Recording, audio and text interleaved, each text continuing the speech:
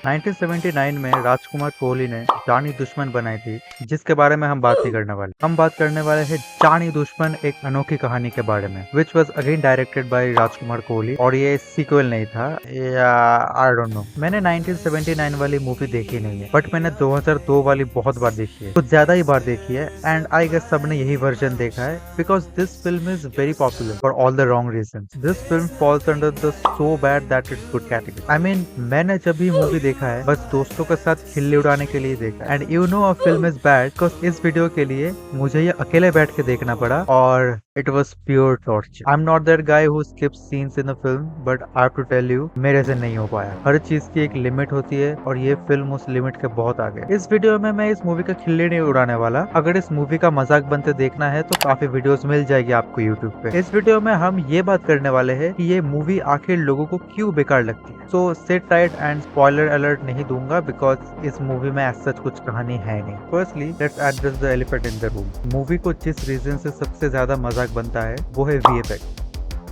मैंने 2 साल पहले आदिपुरुष पे वीडियो बनाया था जिसपे मैंने रामायण पे बनी टीवी सीरीज के वीएफएक्स को बेकार बोला था। अब कुछ लोग उससे ऑफेंड हुए होंगे, but you have to see the fact कि वो टीवी सीरीज 1980s में बनी थी with a very low budget. ये मूवी 2002 में बनी थी with a budget of 18 crore INR। I mean यहाँ तो 700 करोड़ के बाद भी वीएफएक्स देख के लगता है कि कुलचे पर रेंडर हुई है, but I am not telling कि सीजीआई आर्टिस्ट गंदे थे। If you see the infamous skeleton bride scene जहाँ ये औरत के ऊपर सीजीआई स्केलेटन ट्रैक करा गया है और विच स्केलेटन के बाइसेप्स निकल आए हैं, जो भी हो, इस सीन में लाइट की ट्रैकिंग एक्यूरेटली हुआ है और रेंडरिंग भी उतना बुरा नहीं है। Still for some reason skeleton की एनिमेशन ठीक से नहीं हुई है, although there was an actress for reference. लेकिन मेन जो चीज गंदा है वो है इसका डिजाइन। डिजाइन में भी एक ही प्रॉब्लम है कि एक्ट्रेस का आर्म विड्थ के साथ स्केलेटन के आर्म को मैच करने के लिए उनको बैकग्राउंड सीजीआई से थोड़ा पेंट आउट करना पड़ता है, जो नहीं हुआ। और गंदा सीजीआई भी पॉसिबल हो सकता था अगर इनका प्रैक्टिकल इफेक्ट्स अच्छे रहते। Just look at this. इसे देख के किसी को ये लगेगा कि ये एक्चुअल जंगल के अंदर है। अब वीएफएक्स आर्टिस्ट भी क्या ही कर लेंगे अगर शूटिंग ही गलत हुआ हो। Just look at this crazy scene.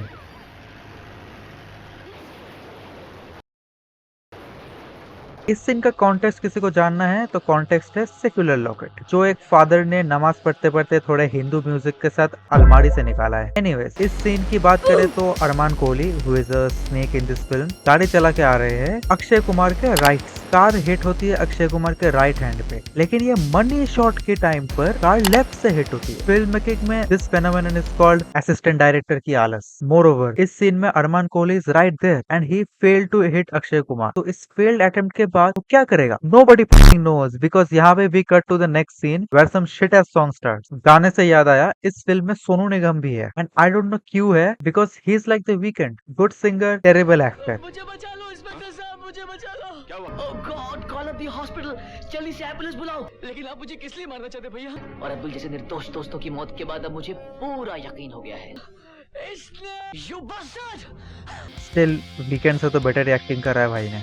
जानी दुश्मन की अनोखी कहानी उतनी भी अनोखी नहीं है। इस मूवी के स्क्रिप्ट में तो प्रॉब्लम था ही, जिसका ग्लिम्स मैंने पहले ही दिखा दिया, और ये पूरी मूवी ऐसे ही है। प्लॉट को थोड़ा एक्सप्लेन करता हूँ। एक सांप प्लेड बाय अरमान कोहली और उसकी फंटू played by Manisha Koirala window screen saver में डांस करते थे, एंड सम शिट हैपेंस और अमरीश पूरी गुस्सा हो जाते हैं, जिससे मनीषा कोइराला मर जाती है और अरमान कोहली को कुछ तो सुपर पावर मिल जाता है जिससे वो टर्मिनेटर बन जाता है। इस पे बाद में आते हैं, बट सिंस मनीषा कोइराला मर जाती है उसका पुनर्जन्म होता है and she gets by these two college students, MBA वाले होंगे। और ग्रेप के टाइम पर हमारे लॉर्ड रजत बेदी का आइकॉनिक डायलॉग है, सबकी इज्जत करेंगे तो लूटेंगे किसकी? ऑल्दो सही टाइम पर सनी देओल आकर बचा लेते हैं। हाँ, यही मूवी का लीड है, बट उसके बाद का सीन इज अ डेमोन्स्ट्रेशन कि एक ग्रेप विक्टिम के साथ कैसा ट्रीट करना चाहिए। कम ऑन यार दिव्या, माफ कर दे, गलती किसी से भी हो सकती है।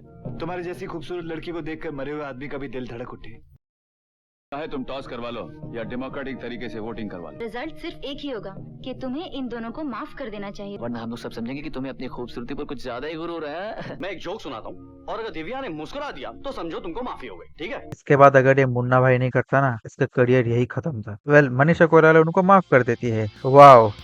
और उसके बदले हमारे ये दो कॉलेज स्टूडेंट उस पे वापस ग्रेप अटेम्प्ट करते हैं टर्न डबल के साथ और प्री मैच। ओके, इस टॉपिक पे जोक नहीं मारूंगा वरना।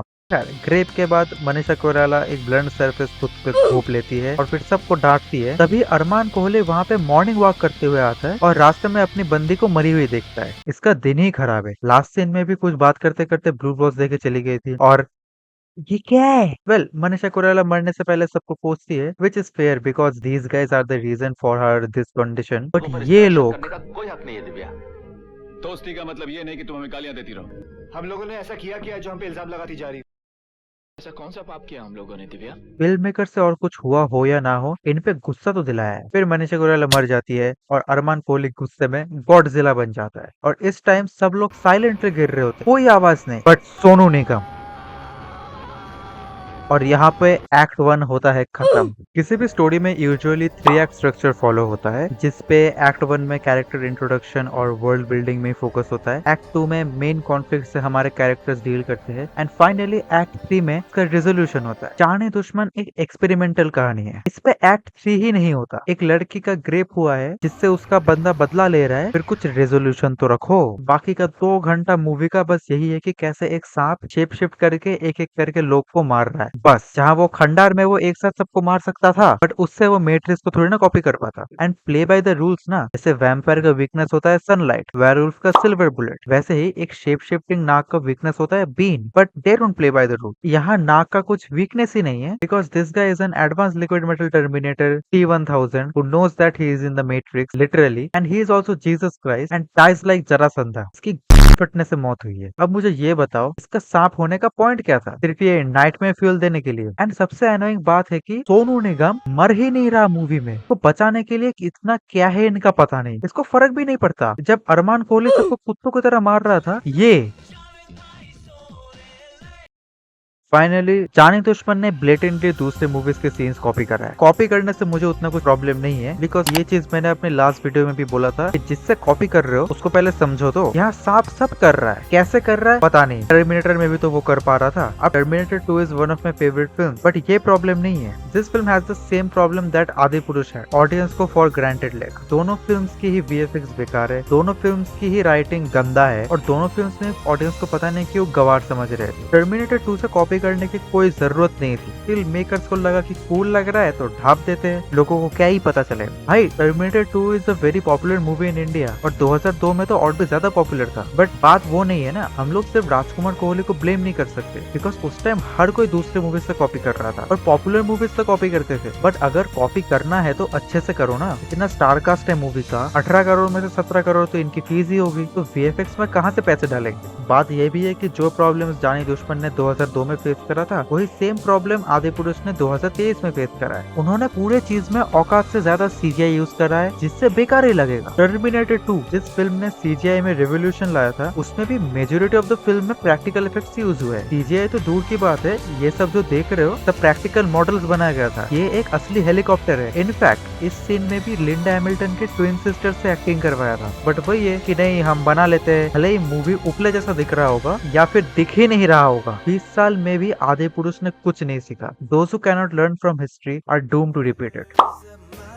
तो बस आज के लिए इतना ही। मैंने अपने चैनल में एक पैटर्न नोटिस करा है कि मैं ऑड ईयर्स में तो एक्टिव रहता हूँ, बट इवन ईयर्स में नहीं। अब भगवान करे कि इस साल थोड़ा एक्टिव रहूं, क्योंकि शूटिंग तो खत्म हो नहीं रहे है और ना मुझे मेरा माइक वापस मिलने वाला है। And I might be the only person to say this कि Jaani Dushman is better than Adipurush, because Jaani Dushman देखते टाइम एटलीस्ट सो तो नहीं गया था मैं। Anyways, bye.